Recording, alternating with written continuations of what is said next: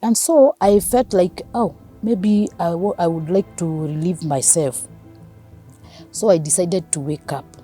I sat on the bed and then I came out slowly. I was just about to put on the slippers. They had kept my slippers there. Before I put on the slippers, I had the most harrowing experience I have never seen. Blood just oozed out like a river. And then when I looked, the cleaning lady was just about to finish that area I was in. She was about to go to the next room. But when I came off the bed, she saw me and she was just staring at me. Because I think after the experience, I thought maybe that lady looked at me like that and wondered, where is this one going? Because it is not normal. I think it is not normal immediately after delivery to see someone walking out of the bed. It is not an ordinary thing. Maybe to her she saw something was wrong with me. But when she looked at what has happened, she screamed.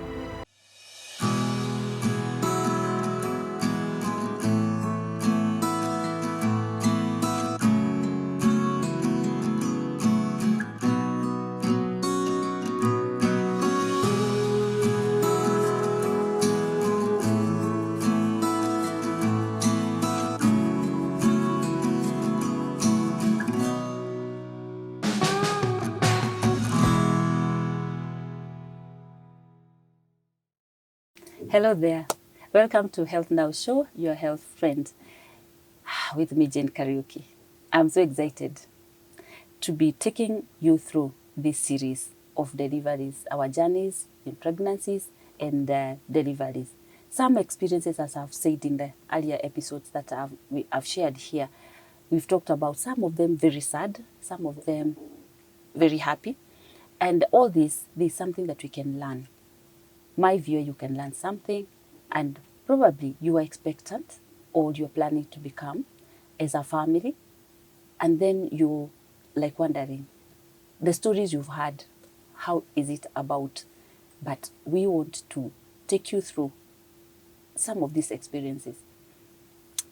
And I believe that from the experiences of my guests, you're going to learn something that will be beneficial to your life, because we always say in this show we are concerned about your health, and that is why I bring guest after guest to come and add value to your life and life of others that you live with, your loved ones, and your family. And today is no different. Today is no different. I'm talking to a lady, a minister of the Word of God, a mother. She's going to introduce herself and she's going to take us through the journey. She's going to tell us how many deliveries has she had? Were they all positive? Were they all good? Or are there some things that she would have probably done better or even didn't go the way she expected them to be? We'll sit back and enjoy the show and learn as we go along. So, Jane, as much as I've called you Jane, kindly introduce yourself. And I'm so happy to host you today. I'm so happy to host you today, because when I threw the appeal that I would like to have somebody, if somebody wants to come and share, you just texted me and asked, requested that I can host you. And I'm so happy. When somebody feels that they have something they can share, it really makes me happy. So, and that's why I'm so happy today that God has given us this day, that we may be a blessing to somebody out there. So kindly introduce yourself to my viewers. Okay, thank you so much, Madam Jane. Yeah. You're my pastor. I feel so honored to be in your program. Yeah. And I'm Jane Njeri Njuguna. Married to one husband, George Njuguna. I'm a mother of 5. I have 2 boys and two girls. 3 of them are adults now. I'm only having the last born in the house, the last girl. She's going to Form 3 and she's a teen. And the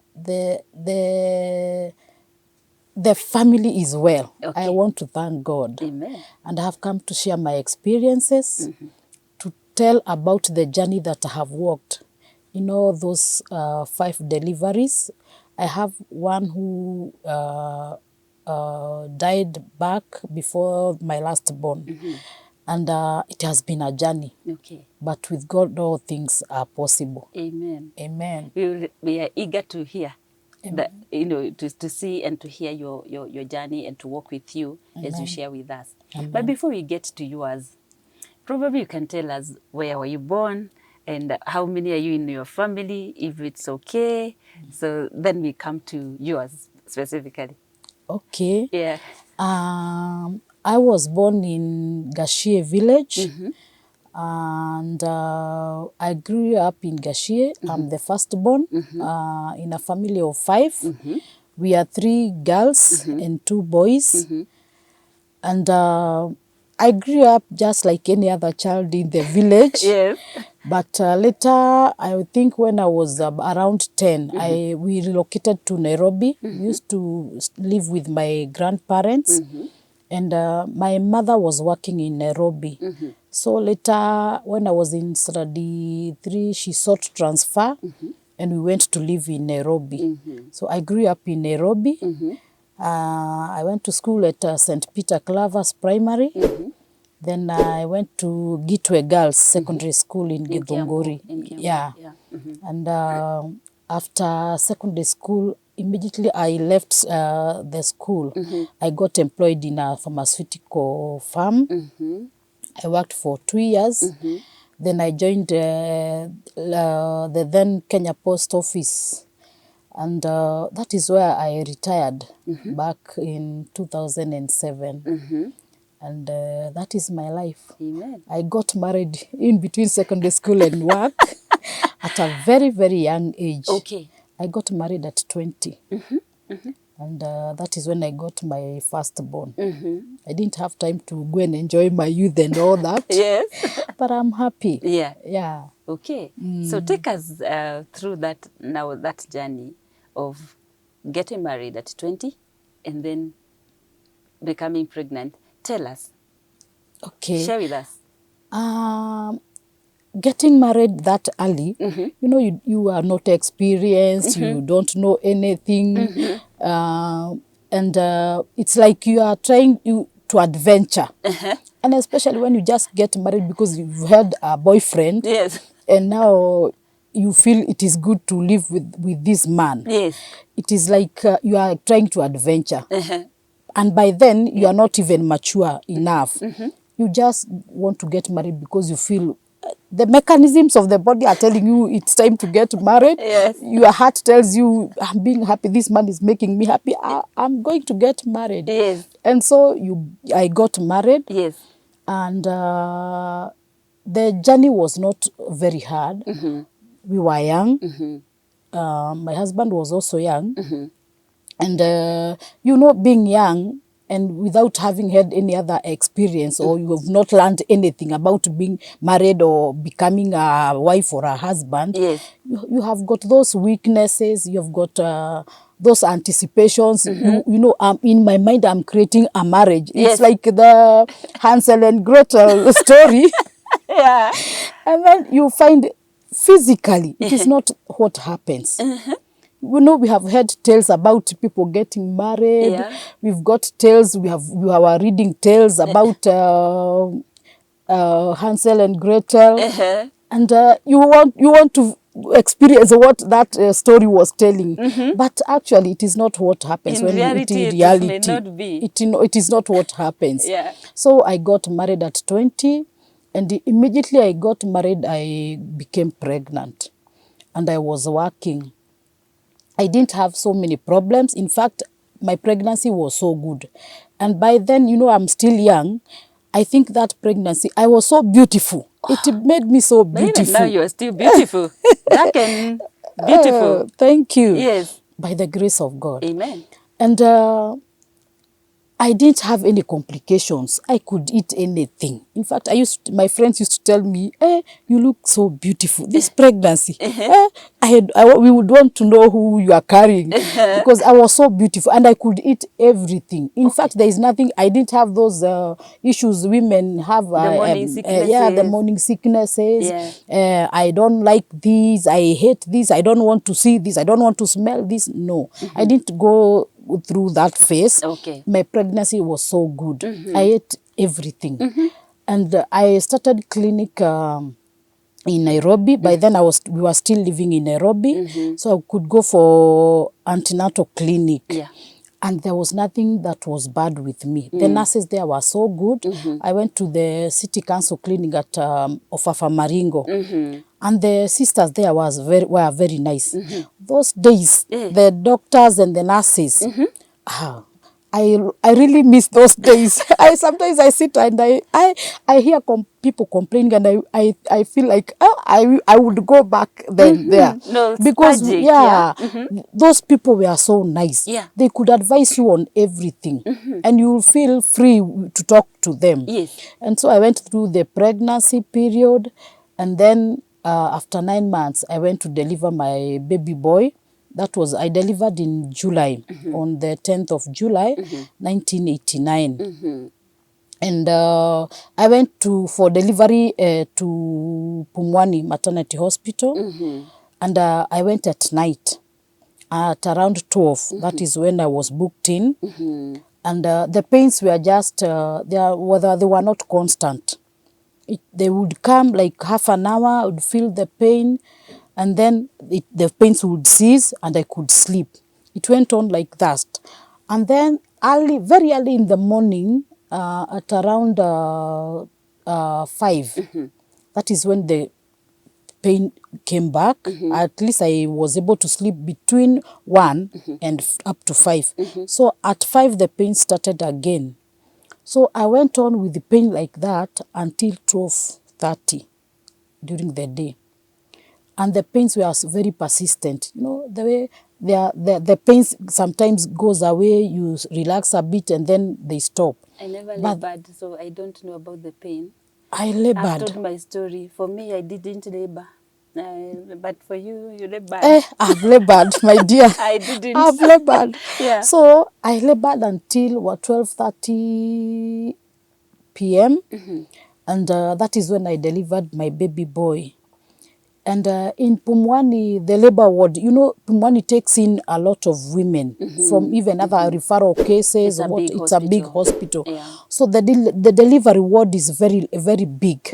So when I delivered, there are so many nurses and so many doctors. And also, I think they trained, that is the headquarters for training midwives. Oh, okay. So there were also students. So when I delivered, I didn't know how many they were.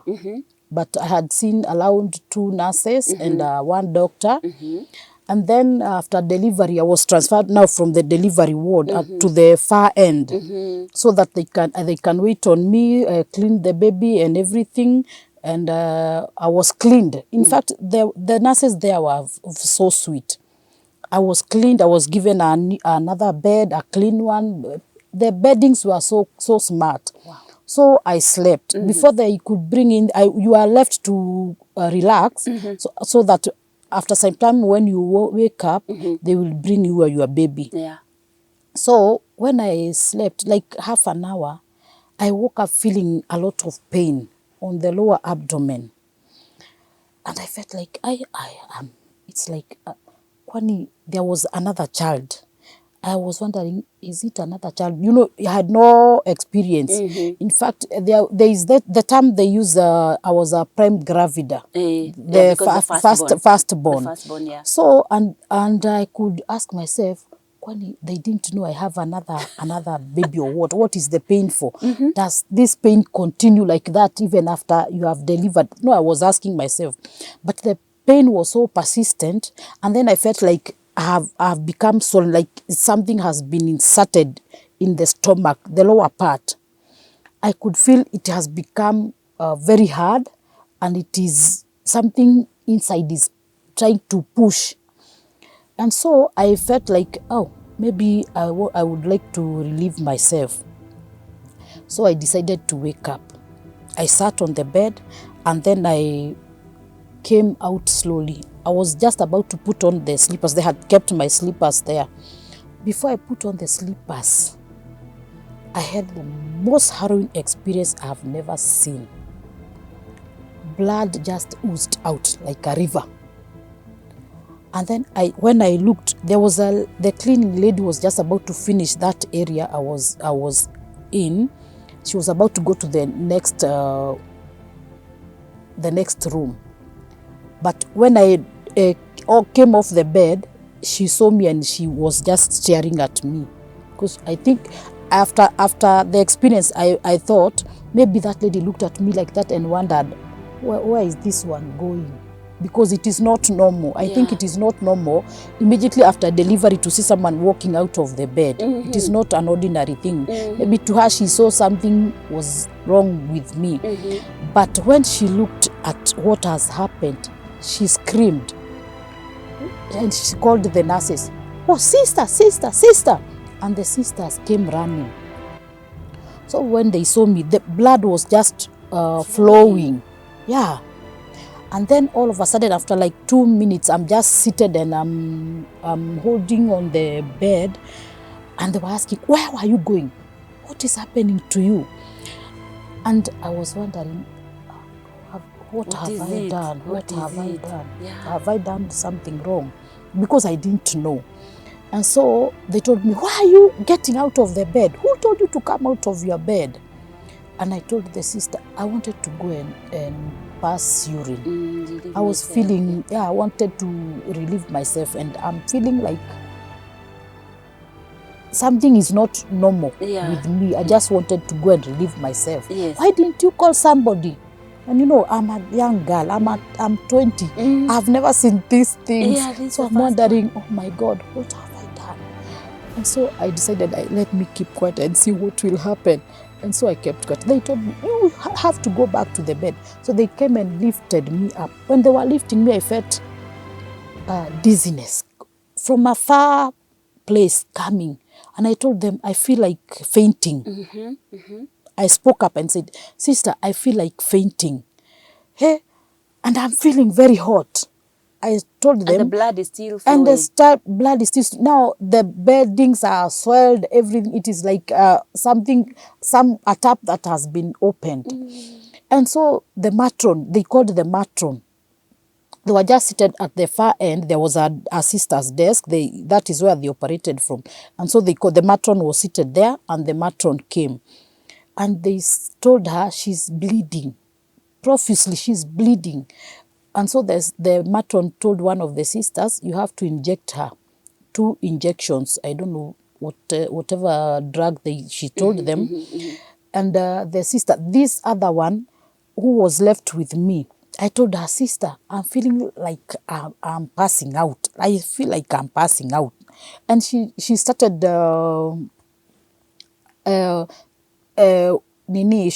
she started rubbing my hands, rubbing my feet. She's all over me, rubbing me. And she told me, don't try to sleep. And then I told her, it is very hot. Open the windows. By then, when I'm telling her, open the windows, the other sister is already back. And she opened the windows. I was feeling there was no fresh air. I wanted to feel that the wind blowing. I was feeling like I have no enough air. I'm not getting enough air. So I don't know, in their own experiences, they knew what was happening. Me, I don't know what was happening. I'm young, I've never seen, So they told me, you will not sleep. So this other sister, she was told to keep rubbing my body. And it is later that I came to know when someone is about to go unconscious, you don't let them be. If they are still talking, you don't let them. You rub them wherever you can. You just rub them to keep the mind awake so that they will not go into a coma. So they were rubbing me. That sister continued rubbing my back. She's everywhere, my hands, rubbing my feet. And then it was at that time, my mother had a friend who was working there as a cleaner, and she came in to check on me. So she found I have already delivered, and when she found the situation, she knows what goes on in there. I think she rushed back out. She went and came with a packet of milk. But then KCC was good, so good, and they were buying milk and putting it in their kitchen.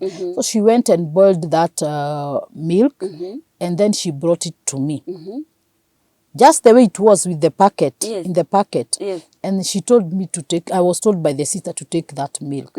So, in fact, they were feeding me. Okay. They were feeding me. Okay. That time I was so weak. I was feeling, I would open my eyes and see like I'm going around.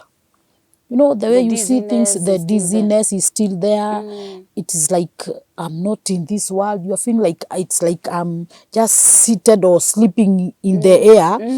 That feeling, I was not normal. The body reacted so suddenly. I didn't know what was going on. And so I drank the milk, the whole packet, and it was okay with me.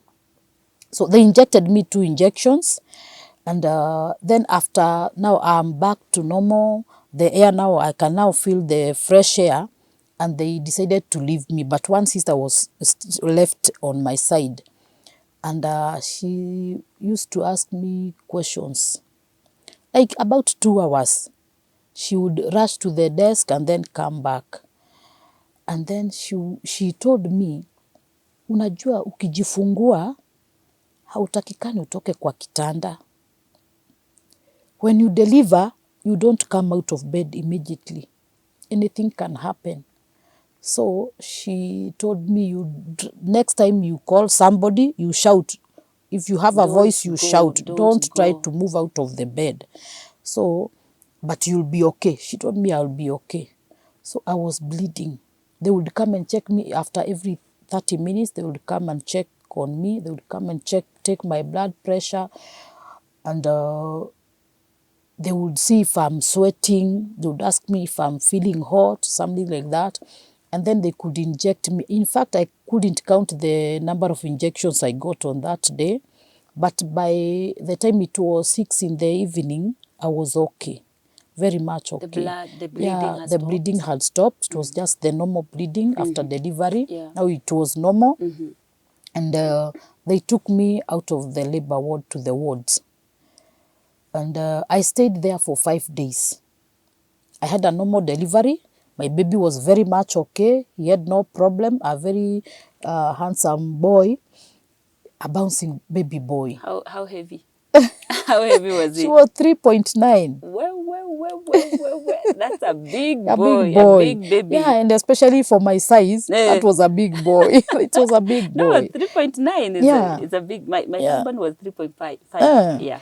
Yeah, and he was very normal. He had no complications. He was doing well. So I was in the wards for 5 days. Now I left in that 5 days in the evening. My mother came and took me home, and we continued. The boy, when we went home, he couldn't sleep. Okay. You know, they were feeding him with milk. Okay. Because now I was weak. I was still weak. The body was still weak. And, you know, I'm not eating a lot. So here we have come home. My mother was taking care of me. And here I think because of the changes, the body changes. Sometimes you feel like I'm not supposed to be eating much. And the stories you've heard about so many. You know, there's that procedure when you are giving birth.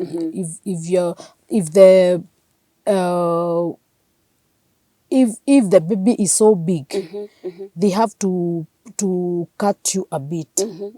So I went that process. And so it was very painful. It is not unusual, but it is painful a bit. You know, you are still fresh. You're still alive. And that's even when you cut yourself on somewhere, even a scratch, you feel pain. So I was still feeling pain. And with the stories you have heard, when you go through that process, you do not eat a lot so that you won't go back to the hospital. And so I was feeling, I don't want to eat. I don't want to eat, go back to the hospital. So I was not eating much. And so I didn't have enough milk. Now here we have come home. The boy is not sleeping. For 2 days, he couldn't sleep. He was crying throughout. We could exchange, me and my mom, to take care of the boy. So the third day, my mom told me, hey, go and bring some biscuits. And I went and bought some biscuits. About the biscuits were costing, biscuits by then were costing, I think, 5 of them for 1 shilling. So I bought for 5 shillings. I came with them. And milk. The milk was warmed, and then she put the biscuits on a sieve and poured the milk, so they softened. And then she squeezed, and whatever came out, it was so soft, and it smelled like Cerelac. The first people to eat were my sisters. They said it smelled like Cerelac. And so we fed the boy, and from then on... A baby who is now like 10 days? 7 days. 7 days. 7 days. If it is this time, mugionana na daktari, because it's supposed to be exclusively breastfeeding. Yes. So we started. Yeah. And then my mom told me, because he's still... he's a boy. Boys, they like eating. They love eating. And they take in a lot. The biscuit, you cannot give this biscuit twice. Yes. So at 3 in the day, that biscuit you could give in the morning. And then at 3, I could give a banana. My goodness. A sweet banana. My goodness. You just pass it through the sieve and some kind of just little warm water. and the boy grew up. Okay. We are talking about the past, many years back. Yeah. So the boy grew up, I recovered, but that experience really overtook me. I in fact, before I recovered, I had no blood. I was anemic. In fact, when I was leaving the hospital, they told me, you have bled so much, you need to rebuild your blood again. So they gave me a diet so that I can recover that lost blood. And I stuck to that diet. I used to eat a lot of spinach. I used to take liver. I used to take a lot of ribena by then, and a lot of fruits and vegetables. I went through that phase and I recovered. I became well, and I was taking care of my baby boy so well. Amen. Then I went back to my husband's place. Oh, you were staying with your mom, you said? I went to deliver. When I went to deliver, I went to my mom. We were staying in Nairobi before I relocated. We were staying in Nairobi. Yeah. And so I went from my mom's place to my husband's. Okay. Then after, now almost the second year, my boy, after the second year now, I became pregnant. Again. With the second born. The journey was not, it was not a bad experience, though by the end of it, at the 7th month, I could feel I was overweight. That is the 3rd trimester. Yeah. So I was feeling I was overweight. In fact, I was so big. I would sit on the chair like this, I would fit. You could not put your finger. I was so big. Yeah, nimeja. I was not eating a lot. By that time, I was not eating a lot. I was not minding any diet. I could eat just anything. But I didn't know what I should go through. So I was eating whatever I find to eat. Yes. I was not so keen on what I'm supposed to eat. I used to go for antenatal clinic at the same clinic. And the nurses were still the same. Yeah. And they used to laugh at me and told me, hey, wasichana, you back Merudi. very soon. Merudi. But it's okay. Yeah. So we used to laugh with them. Yeah. And then they would tell me, you're still young. Next phase, maybe we'll see you after another 5 or 10 years. Yes. We don't know. Yeah. But the journey was good. Although that last trimester was so hard, I became physically, I was not very strong. Okay. Because I was working. By then I had already joined the KPTC. I was working. And so I was getting so tired. By that time I was getting tired and I could not walk. My legs were so swollen. And I felt like I'm carrying a very heavy load. Psychologically, I was okay. I can tell I didn't have any issues that were disturbing me. Although I had this other baby. You know, it is still a baby. Yeah, 2 years. 2 years. He's still very young. He doesn't know a lot. He has not gone to school. He's still a mama's boy. Yes. But my boy was very polite. He was not crying. You wouldn't hear him in the house. He could not cry. He was those quiet. Journey was not so bad, except that I was sickling. I was so tired in the 7th month. In fact, I remember the last 2 weeks of that 7th month, I became ill. And it was like I had malaria. I didn't go to the hospital. But the symptoms, me and my mom, we talked and she told me it is like you have to go to hospital. I delayed. But one day when I was at work, before the end of that week, I went to my mom's house in the day. I was given off by my boss. So I was told, yeah, just ebu enda nyumbani, just go home. You don't look so good. So instead of going to my house, I went to my mama's house. And I decided to go and sleep there. So I slept. A neighbor of my mother knocked on the door. There was a house girl in the house. And she opened and she said, nimesikia msichana wa mama amekuja. Amekuja na hasikii mzuri, ni mgonjwa. So he sent for me. I came out and when he saw me, he asked me, wewe ni mgonjwa? Nimesikia usikii vizuri. Mama alikuwa ameniambia, they used to work with my mother. Okay. And so because we used to stay in staff houses. Oh, okay. So the neighbor knew I have come. And maybe I think my mother had told him I'm not feeling well. So akakuja kuniangalia. And when he came, akasikia niko mgonjwa, akataka kujua mimi mgonjwa wapi. So I had to come out of the bedroom and I met him in the sitting room. And he asked me, msichana wa mama, umekuwa mgonjwa, shida yako ni nini? And I told him, I feel like I have malaria and I have not gone to hospital. I'm just, sijisikii kwenda hospitali, nimekatwa. Akaniambia, let me bring you some medicine you take. So he went back in his house. He came back with a concoction, a bottle of a concoction. And he told me, this one, you just take half a glass. Nikamwambia, for what? It will kill me. Akaniambia, no, can I do such a thing? Mimi ni kama baba yako. I cannot do such. This is very safe for you. Hii ndio mama watoto wangu alikuwa nakunywa. Ikifika wakati kama huu, alikuwa nakunywa hii. So he told me his wife would take that concoction when he had such experiences. And so it was safe. He used to go for it at home. I think he used to get those herbs and cook that concoction from home, up country. So I took that half glass. And then I went to sleep. I really slept until my mother came to check on me. After work, now my mother has come. She has had in the house. She went through her evening chores in the house. And she wondered, this girl is not waking up. She came to check on me. So when I woke up, I was so sweaty. I was very wet from the back, everywhere. I was sweating. I think that concoction did its work. Whatever it is. Whatever it was, I don't know. Whatever it was. But I think it worked. Because when I came out, I felt, in fact, I became very jovial. That from on then.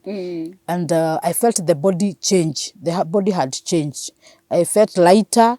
I felt now that heavy load. I didn't feel it. So I think it worked. Although I usually hear that when one is pregnant, it's very important that any medication you take, the daktari Yeah. is Has to- aware. yeah. Is aware. But sometimes, we do it Sometimes you behind do the it scenes. behind the scenes. And sometimes it may not be. It may not make it. It may not It is be good to good. go to hospital. Actually, it it is before is you good. take, just go to the hospital. Yeah, I think Let the doctor. that is important for us Let to the say. doctor prescribe that whatever you should take. Yes. But being an old man, and with all respect, he's the age of my father. I didn't say no. So I had no it's courage. important when we say this Yeah, here. So it is good to go to the hospital. Yeah. Though that because you don't know what I the don't know what concussion is all about. I didn't know, but very innocently I took it without knowing. But that was God. Yeah. God took care of me. Because I didn't know. Yeah. But it is good to go to hospital. It is good to let the doctor know every time you feel the changes in your body, Yes. whatever experience you feel, let the doctor know. Yes. That for a whole week, because I had that experience of a whole week, I had the chance to go to the hospital. Yeah. And it was a good idea to go to the hospital. But with all the innocence and all, I'm still young. Kutojua. At 22. And this is a second time pregnancy. I'm still growing up. I have not matured mentally. Yeah. I'm still growing up and bringing children to grow up together. To grow together. Grow up together. Yeah, so sometimes self-medication can be It bad. can be fatal. And especially can when be you're fatal. expectant. Pregnant. Yeah. Yeah. So go on. I went through that phase. It happened the same way the other one. I broke the waters at night at around 10. So I had to call my mom. So imefika 9 months. Yeah, imefika 9 months. I had to call my mom to accompany me to the hospital. Yes. And fortunately, in the residence that she was living, there were company vehicles. And you see, it is at night. So when I called her, she went and met some security officers from the company. They were just getting in from their rounds. And they instead of taking her to go for a taxi, they decided to take me to hospital. So I went. My experience was the same. Okay. I went at night. I felt the pains up to 1. Yes. And I slept. All right. I slept. Okay. A nice sleep. So the next, very early in the morning, just like the first time, Yeah. the pain woke me up. Hey, I really labored. And during this, if I can take you a little bit back, It's okay. during the 9-month journey, from the 6th month, the sisters, when I went for antenatal, would say the baby keeps on changing position. The baby is going round. Every time I go for clinic, because I used to go for clinic after every 2 weeks, I go for a clinic. After every 2 weeks, I go. Every time I go, the boy has changed the position. And the last clinic that I had gone to, that is like a week ago. A week before. A week before. Yeah. The boy was standing in the stomach. He was breech. So they told me, So hey, the you feet, have, the legs were the ones facing down. Yeah, at 34 weeks, the feet were facing down. They told me, we shall give you a clinic before the other one, because now, during this period, you can go into labor anytime. Yeah. So we are giving you 5 days, you come back. So 5 days, the next week before it ends. Yes. Yeah, I've broken the waters and I've gone to the hospital. In that breech situation. Yes. So when I was booked in and they discovered I have a breech pregnancy, I think the sisters alerted the doctors, and they used to come at my side. After every 20 minutes, you would see them come and check on me. Every 20 minutes they would come. But I slept. So very early in the morning when the pains came, the sisters who were around, they called the doctors. And then I was separated from these other women.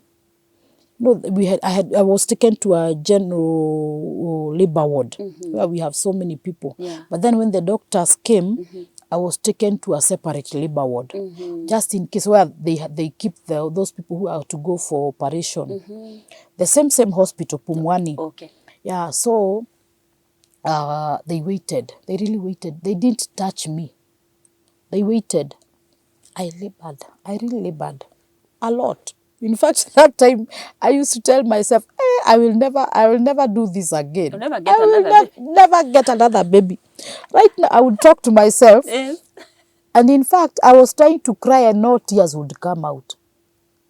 That is when I discovered when women are in labor, they can cry but no tears. So I would cry, but I have no tears. And then I would tell myself, hey, ni mimi niko hapa na hiyo uchungu yote, mimi sitapata mtoto mwingine. I will never do it again. I will never have any other child. Enough is enough. This is the last one. So I labored until until 1 o'clock. Yes. That is when the doctors came and they told me, now the baby was coming out, but in a breech position. Yes, presentation. And I had now now I could hear what they are saying. This one, let's just wait and see, because the legs are almost out, all of them. Let's wait and see if the baby will come out on it. So if it doesn't, for about 10 minutes, we just do the vacuum extraction. So by the grace of God, I would pray. I'm crying, I'm praying, I'm talking. I could do all those things. Yeah, the mixture of them. Yeah. And so I could tell, oh, God, have mercy on me. God, have mercy on me.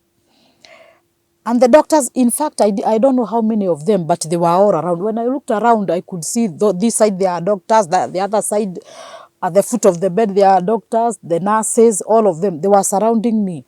And so I went through that breech bath, and nobody touched me. So the baby came out? The baby came out. Very healthy. Amen. He didn't have any complications. He was taken away. I was shown the boy, it's a baby boy, and he was taken away. Those days, they would take the baby and put him in a nursery. There was a nursery for the babies. And the baby is out, crying. He cried, in fact, and he was, but I was so tired. I was so tired. Because of the laboring. Yeah. In fact, when they took away the baby, I just slept. Yeah.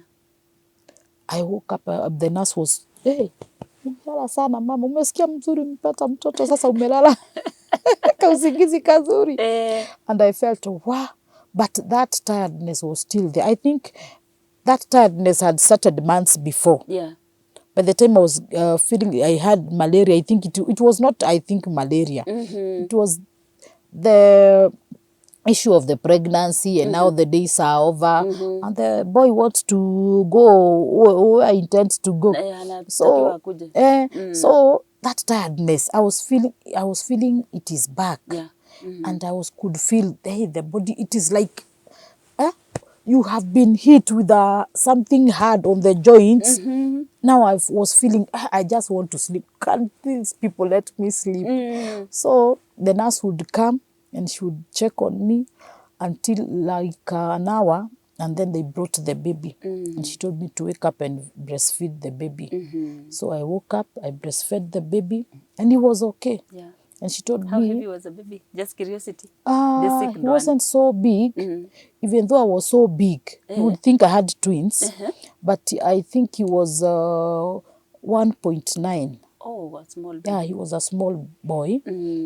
But... and the other one was 3.9. He was very, but he was very healthy, though very small, and he could cry. Okay. He didn't have any complications. Which is okay. The only thing I think was the legs became weak because of I think the pushing. Okay. You know, he's still small, and the pushing. So the nurses advised me to be warming his legs and use a towel wet with the warm water, and then I could massage him and massage him with oil also. Okay. So that is what I did. He's now married. He has Wow. an 8-year-old son. And he grew up a healthy boy. You thank God. Although later, and it is complications with children when they are small. They get cold, a little cold there, here and there, and the normal thing with boys. He's playful, we want to stay outside even when it's raining, and then you catch a cough or a cold, just like that. Yeah. And he's healthy. Those instances just coming, like before the end of the 10th year, he used to get sickly every now and then. We're in the hospital because of cold and what that. I think it was a weakness because of that cold bath. Maybe I tell myself, maybe in the process of delivery, maybe he swallowed some amniotic fluid or something like that. I don't know. I just guess. Okay. But I've had other cases like that from my friends, but you feel the child has complications, but mine doesn't have. Okay. So I used to tell myself, he's not sick. Even if he swallowed it, it will not affect him. Amen. He will get through it. And then I used to take him to there was a hospital that was down here, Kiambu Cottage. I met a doctor there who went to Gertrude. I used to rush him because sometimes he would get sick immediately I have arrived from work. And then I would rush him there at the cottage hospital. And I met a very good doctor. He's Dr. Baraza. And he used to tell me, after the age of 7, this boy will be okay. He has no problem. It is just normal with children under the age of 7. And his immunity is still picking up. So he will be okay after the age of 7. So we continued like that. He would go to the hospital. He would take the drugs. 2 weeks is okay. The next week we are back to the hospital. And it was like that until he's now a grown up. And he's good. Married with an 8-year-old. Yeah. But that experience of that second delivery, the pain was so much. And I think I felt like that pain is touching in my head. I could feel that pain in my head. So even after some time, because I really stayed before I had another baby, I think that pain really affected me a lot. Okay. I would see women, other mothers hanging napkins outside. You know, that era we used to use napkins. Yeah. No diapers. Yeah, no, there were no diapers. Yeah. I would see 2 napkins hanging on the lines, and I would desire to wash napkins. Yes. But then when I remember the experience, that era's experience, No. I would say, no, if that is the case, Yes. oh, no, Yeah. no. So I really took some time. I took around 8 years before I became pregnant again. Now those are my 2 boys. Bringing them up was okay. Yes. Going to the clinics. The nurses were by then very good. I guess I used to go to those.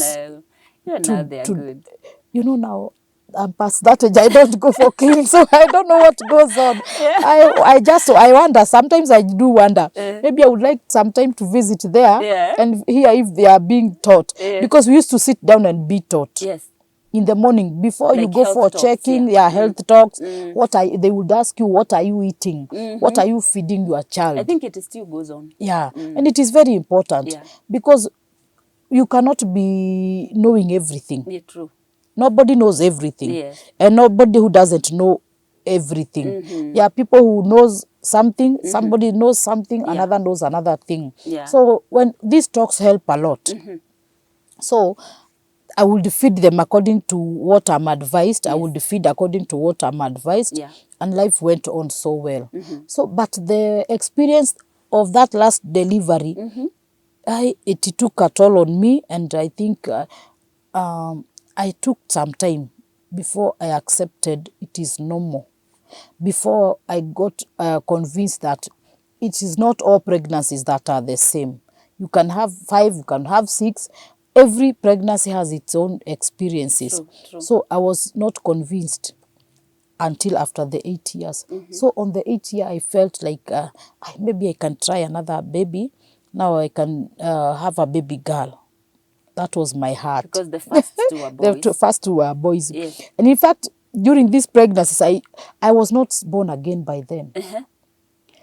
But being brought up from a Christian background, Yes. I used to hear my grandmother pray a lot.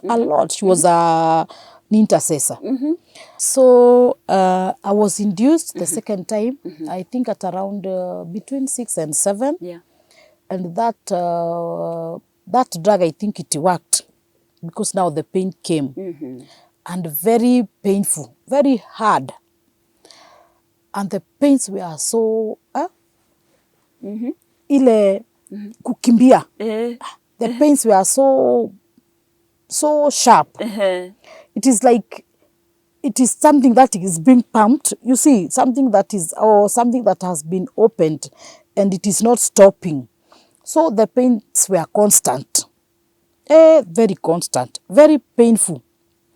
And at the end of that pain, I was sick. Now the baby was almost, and when the doctors examined me, they told me I'm almost. They took me to the labor ward, and I delivered my baby girl.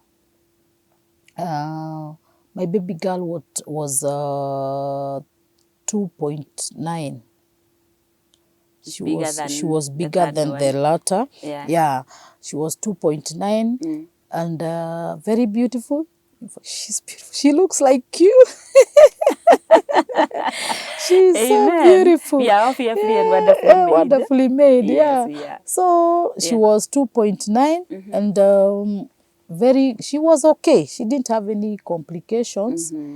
And I also stayed in Mata for 5 days. And we went home. We could feed well. She was breastfeeding well. She had no problem. So we went home. Now, after we went home, 2 days after, I don't know, I woke up I think it was at around 4 in the morning. Now I'm sleeping with my baby in the same bed. So I am deep asleep. I felt she was hitting my stomach with her legs. So I woke up and I felt like, what is happening? So when I put on the lights, I saw the baby's eyes looking up, the other, like somebody who is conversing. So I woke up and said, oh my God. So I woke up my husband. Here, the baby is almost conversing. You know, the eyes had turned. They were bluish. And I wondered, my baby is dying. And we were living in the one homestead as a family. And so I think my sister-in-law was around. She had come to visit us. And in my mother's house. So I think she heard the screams. And she came out and she asked me, what is it? The baby. So my husband had already woken up and he went to look for a vehicle. And they came. The eyes are still blue. The girl is still, the eyes are turned. It's like she's not blinking. And I'm wondering what is happening. My sister-in-law has taken the baby. And now, I think I was feeling butterflies in my stomach. My baby is dying. I'm feeling like my baby is dying. So my sister-in-law had taken the baby. And after about 15 minutes, my husband came with a vehicle. We got in up to Mata Hospital. On arriving at Mata Hospital, the baby is smiling. Oh God. And I wondered, na vile blood pressure imeenda juu. Hey. Yeah, of course. My blood pressure had spiked. Very scary. The baby is like, she's not breathing. She's choking. She's not making any movement. And now my sister-in-law is carrying the baby. Now the butterflies are still moving in my stomach. Here we get to Mata. We get to see the doctor at the emergency desk. And after sitting, and my sister gives me the baby, when I unwrap from the face, the baby is smiling very well. She's Kuna kitu smiling. imefanyika? Hakuna kitu. I uncovered the baby and I told the doctor, I don't know what to tell you, but this girl was almost dying. Her eyes had turned. She was looking up. She was not blinking. They were blue. And it was like she was not breathing and she was not making any movement all the way from Kiambu to here. And the doctor told me, it is normal. Sometimes babies behave that way. But traditions, you know, there are things that you get from our communities, things about the way babies behave when they are small. And I had heard my sister-in-law saying that there is that, they call it something like joka. I don't know what joka is. Like a worm. A worm that gets up. I wondered, that worm gets out all the way from the stomach up to the gut. And it chokes the child. And I think the child was choked. Something had choked Those her. are some of the stories that we hear. Yeah. We just need to see the doctor. The doctor tells us. Yes. The doctor told me some of these things. We don't know what it is. But sometimes a child gets choked. He was not feeding. I don't know whether it is food that had a reflux or whatever it is. Yes. I don't know whether it is gas. We don't know the cause. Yeah. As we don't know the cause. But sometimes things happen with kids. You find a child behaving in a funny way. Yes. You think it is a sickness, but it is not. And because she's a young child and she's growing, you expect all sorts of things to happen, very funny things to happen. And I told the doctor, I have 2 other children, but I have never seen such. Children are different. They are different. You don't define a child by the character of the other. No, they are very different. So even our body build is very different. Even our thinking, we are not the same. Even when you get to twins, they may have some similarities, but each one of them is unique. It's different. They may look alike, identical, but they may think along almost the same lines, but there is something somewhere that is not the same. We are very different. We are built differently. Yes. And so we were not given anything. You went back home? We went back home. We were only told to go, and if she behaves in a certain way, like she's being choked or something, or like she's having something from her throat, we can give her just a little bit of water, just warm it a bit, and then a teaspoon. Make sure she takes it until it's over. 1 teaspoon. And that is what happened. She never misbehaved again. Okay. And she's now 24 years. Wow. She's working.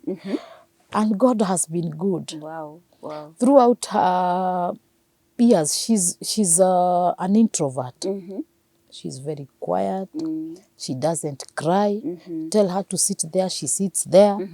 Tell her do this, she does this, and very quiet, and then goes back to her. She likes being on her own. She doesn't like where there are multitudes. I'm one of those introverts. You want to be our space. We love our space. And don't disturb. And when we are there, we are also good. We think. We develop think. things. Yeah. My introverts. Yes. Niko mmoja wao. Okay. We are happy to be who we are. I think maybe is there a time than you can be an introvert and then change? Or you don't sometimes change? there are those situations. Because I was like that. Yeah.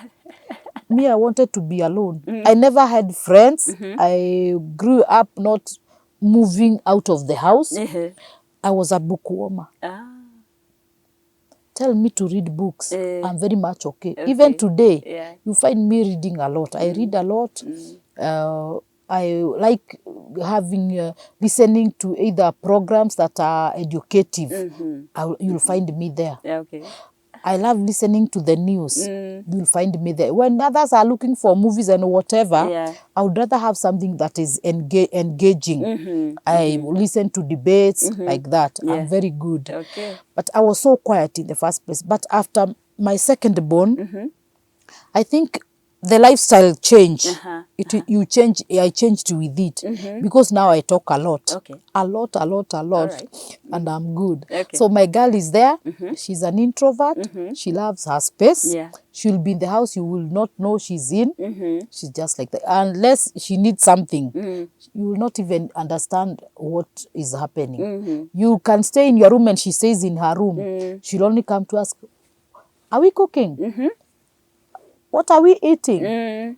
Mom, I need this." Yes. But if she has no any engagement with you, she'll be in her room from morning till evening. And then when she sees the time has gone, she'll come and ask, "Are we cooking today?" Yeah, Yeah. she's like that. Yeah. And she's good. We are good. She's good. We are good. She's good. Introverts, we are good.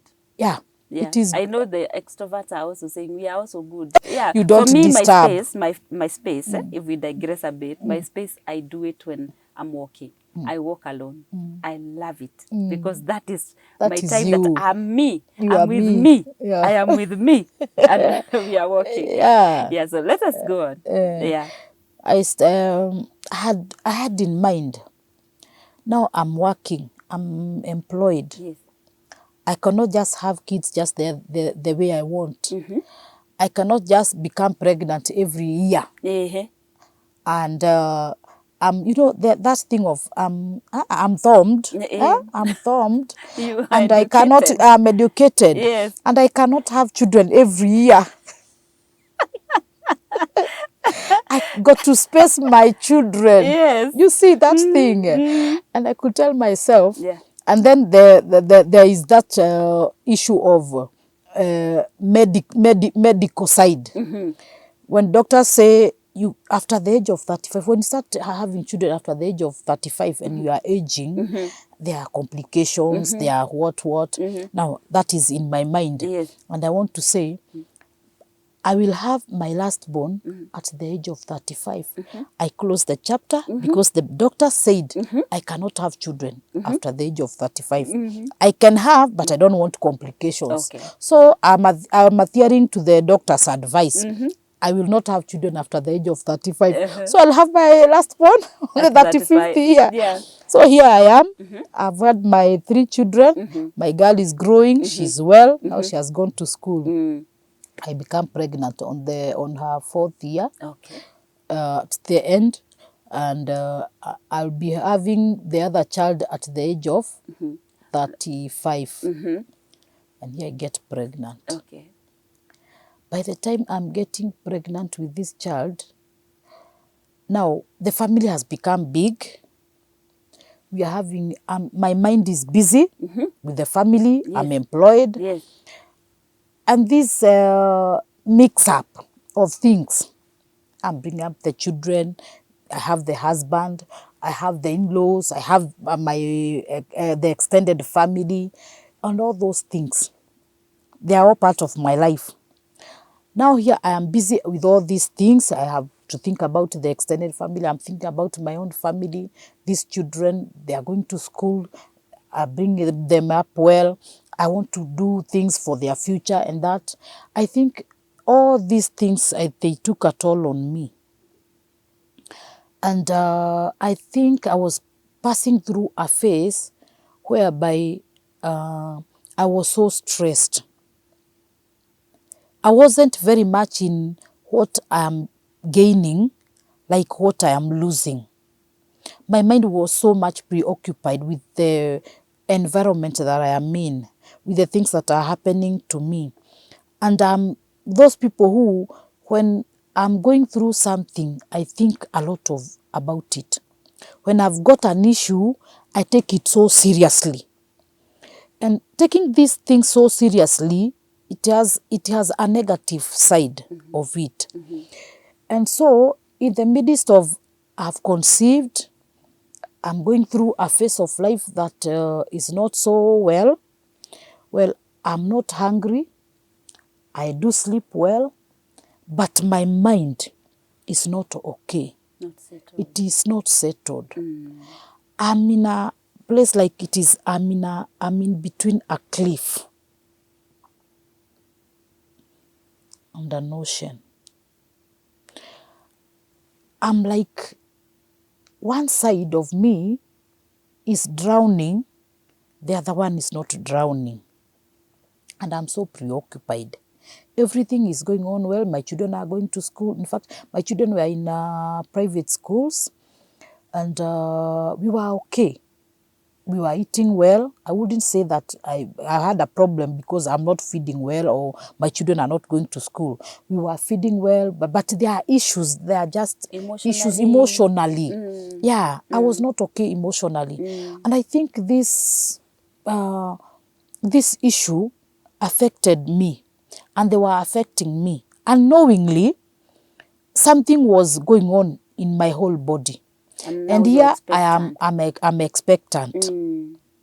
I'm not aware that they are affecting me because it's not something tangible. It's not something that you can touch on or you can see with your eyes that this is happening. It's something inborn, emotionally. Yeah. So you are not seeing, it affects even the baby. Yeah, it does. That pregnancy, I think I went through that phase with all those issues, and the baby had also problems because I didn't have physical problems. I was eating, it was okay.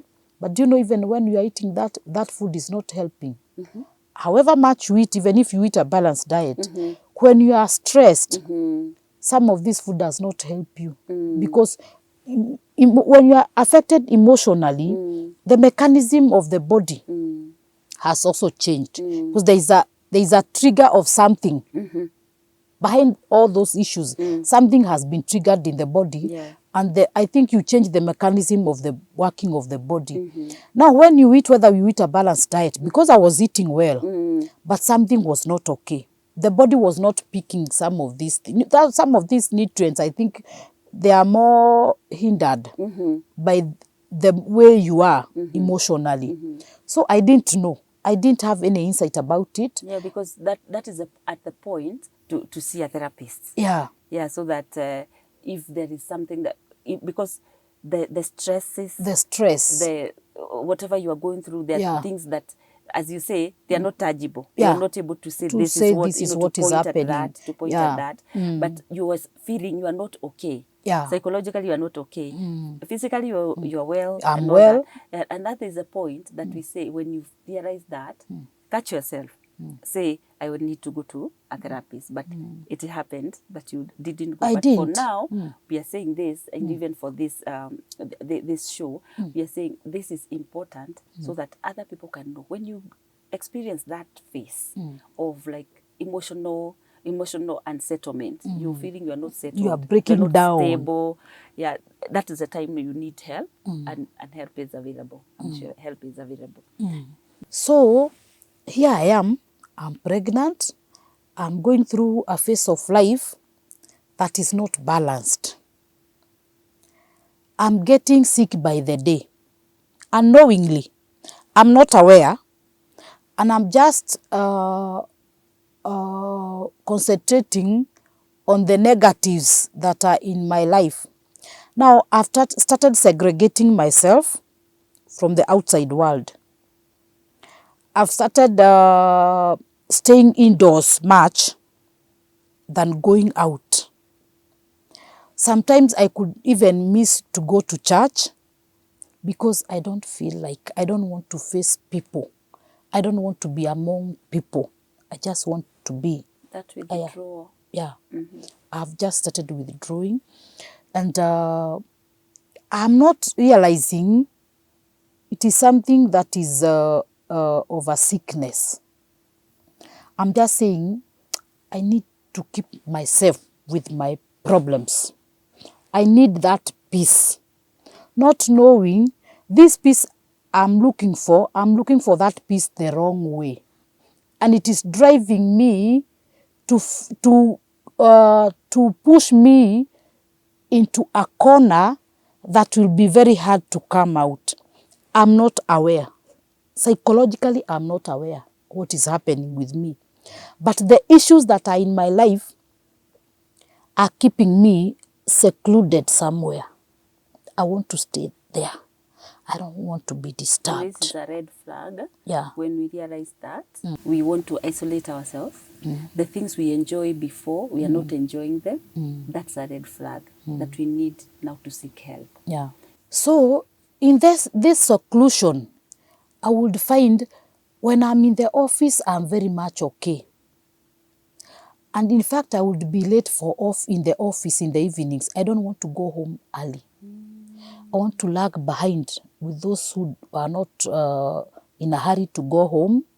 I would stay and just chat. So that you don't So go to that the I go environment to at the home. environment that I'm feeling it's not good for me in a way.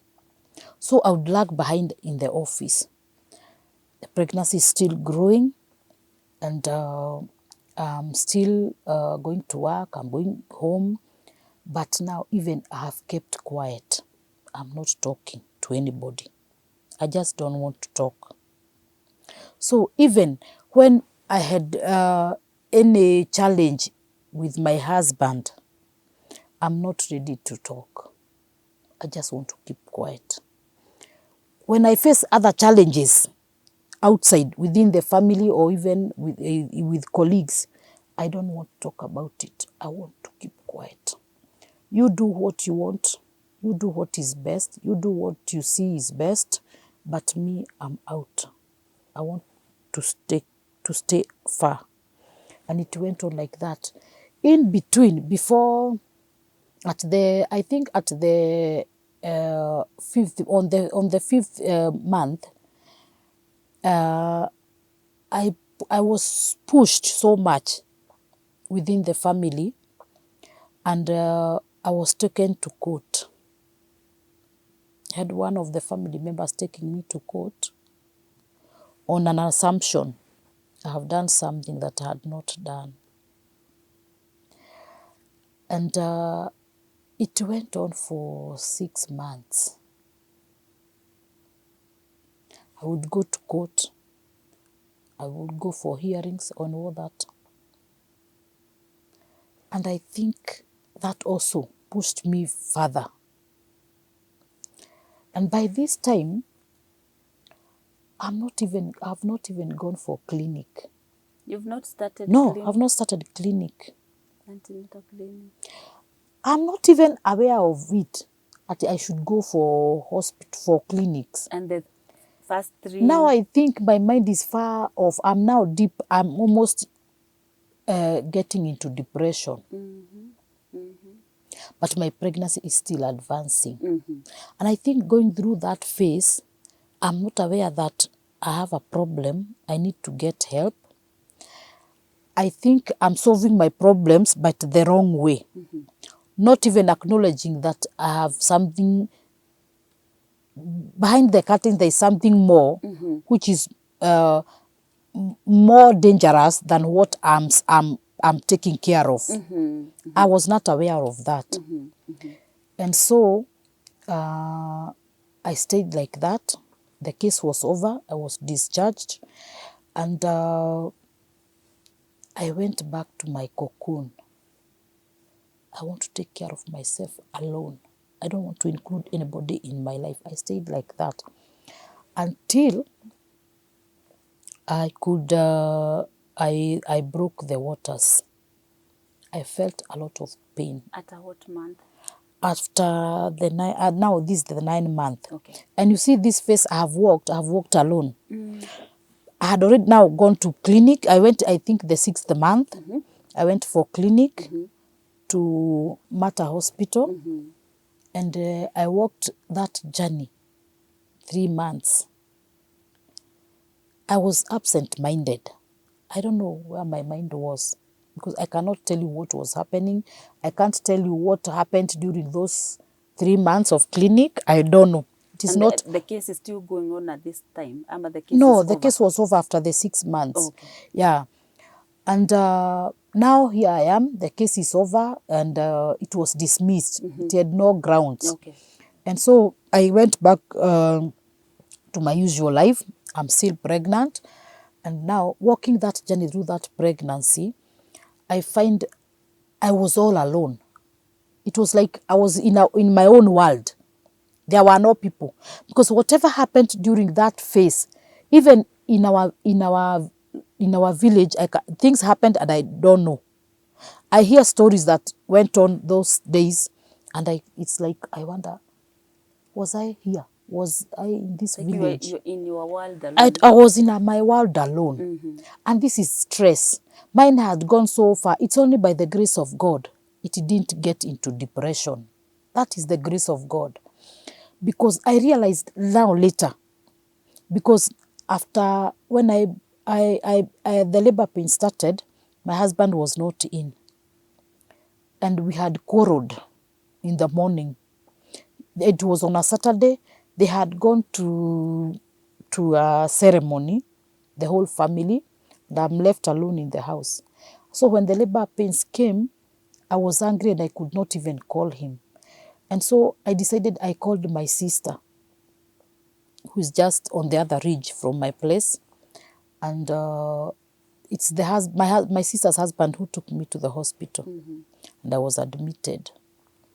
So after I was admitted, I think at 8 o'clock, because my sister told me we wait a bit for my husband.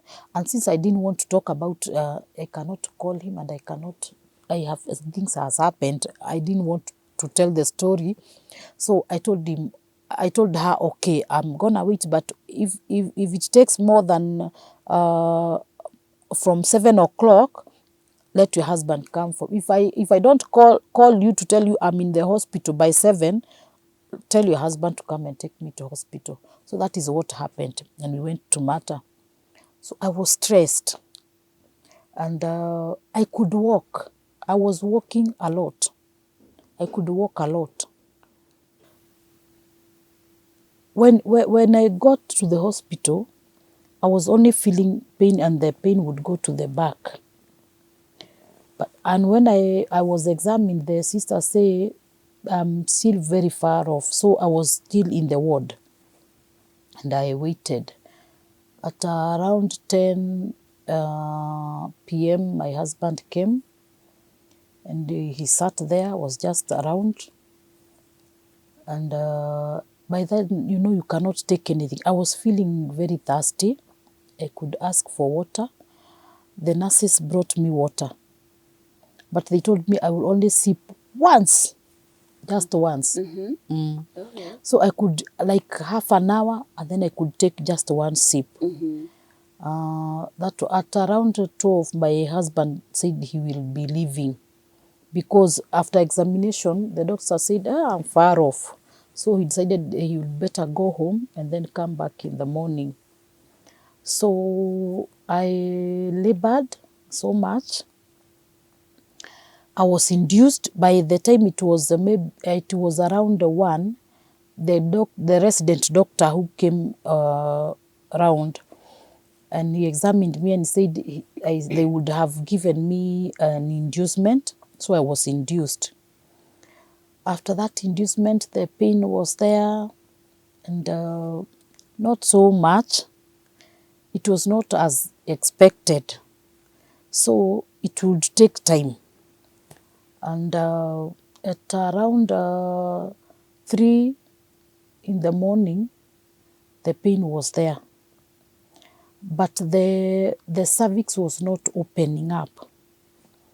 And the doctor decided if it is not opening, we have to induce her again. We'd see whether it is going to work. So I was induced at that time. And after 2 hours, when he came back at 5, the cervix would not open much. So they decided I have to go to the theatre. So my husband had not come. They called him. He had to come and sign. So he came. Now it was on a Sunday. So he came at around 10. And he signed the forms for me to go to the theatre. And the pain was so much. It was so painful. The cervix is not opening. The baby is pushing. The cervix is not opening. And the pain is still there. Had been induced thrice. So it is painful. And it is the pain that is not even stopping at a time. It is continuous, constant. So it was so painful. So when my husband came and signed the forms, I was just taken to theatre. I think he also came to the theatre. So I went to the theatre and I found myself back in the ward.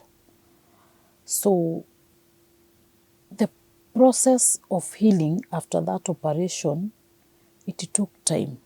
And remember, here I am, and I was almost into depression Before the delivery. before the delivery. I'm not so much about the baby. It was not in me. I had no, you know, when you deliver, you have so many. You have so much of the guts. You want, where is my baby? Bring me my baby. I want to see my baby. I want to see my baby. Yeah, No, I did that. no, I asked for I'm my not. baby. I'm not in. You are not in it. asking for the No, I'm baby. not asking for the baby. You are Me, back in the ward. I'm back in the ward. I'm not asking for the baby. I'm okay. The way I am, I'm okay. So, after, when I woke up, the sisters came. They brought me some tea. And I took the tea. I'm not in a talking mood, so I don't even have to ask for the baby. It's just me and me alone. I've gone back to that phase. Even after delivery, nothing has been triggered about me and the baby. I'm still that, I want to sleep. I want to get back to sleep. And so I go like that. After 2 hours, the sister comes back and tells me, hey, Mama, you've not asked for your baby. Why haven't you asked for your baby? I just wanted to relax. Your baby is hungry by now. She's crying. She was a baby girl. And I had to be pushed by the nurse to go and feed her at the nursery. So she took me to the nursery. The others had already fed their babies. And I went and breastfed my baby.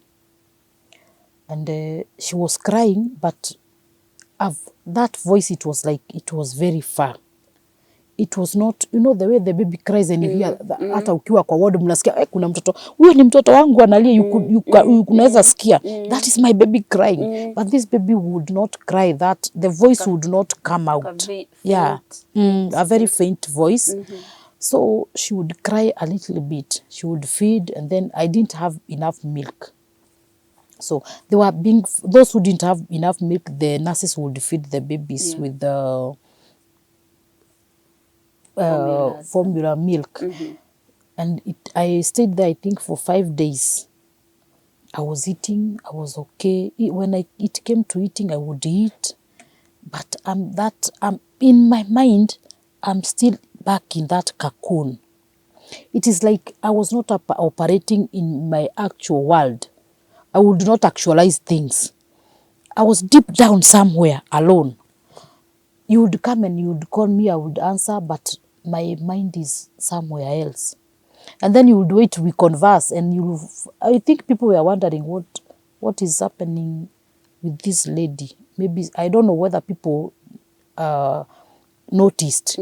But after, now I started recovery, that is when I started seeing, I can remember such an instance. I can remember, I don't know, I don't have a memory whereby by conversations with people of that, by that time, what I was saying or what I was not saying. And I ask myself, what was going on in my life? Where was my mind? Because we could meet, even in the office, because after I went for maternity leave for 4 months. I took my maternity leave for 2 months, and I had my annual leave that days were pending. They added up to 4 months. So I went for 4 months. But in those 4 months, I was in the house. I did not converse with people. I was not conversing with from outside, even the phone calls. I did not make phone calls. I was just alone. I was in my own world. I had a house help. My husband was there. The other children were there. but I was very quiet. And you're not I going would, to hospital? and I'm not going to hospital. I am not realizing even I'm sick. I'm not realizing I have a problem. I'm saying I'm okay. It is just me who wants to keep quiet. And so I'm not seeing the problem. I don't know whether those who are near me were realizing that there is a problem. I don't know. They have never told me anything. But I came to realize that later. So I'm walking this face alone. I'm sick. I've not noticed I'm sick. Nobody has told me I'm sick. I don't know whether they realized it or they didn't realize, or they realized and thought to just keep quiet. I don't know. But that face was not a very good face because I was in my own cocoon. I was in my own world. Things would happen outside my world, and maybe I overhear, but that is the end of it. The memory of them that goes off. So I would not attend even functions. I would not attend to anything. I would not go anywhere. Sometimes even I would not even go to church. 1, 2 months. And then the third month I would go maybe twice and then go back home. So I went like that. Now, after the 4th month, after maternity leave, my baby used to cry so much. She wouldn't eat. By then we were giving children food. At me, I introduced my baby after 2 months I remember the first with one porridge. we talked about the biscuits. Yeah. So this one, because I will be going back to work and I'll be leaving the child with the house help, I have to introduce something so that she will not go hungry, Yeah. so that she will not be a burden to the house girl. I introduced porridge. I would prepare that porridge through a sieve. We will sieve the hard particles to remain in the sieve. Those other particles, the liquid particles, would go down, and that is what we would boil as porridge. Add a little bit of milk, like that. And that is what I was doing. But after the 4th month, my baby would cry so much. And she would not take anything. She would take a little bit of juice. This porridge she would take like 3 spoons. I would introduce juice and porridge. She would take just a little bit, like 2, 3 spoons. And my mind is not telling me something is wrong. Now, it came about her umbilical cord had a problem. She had umbilical hernia.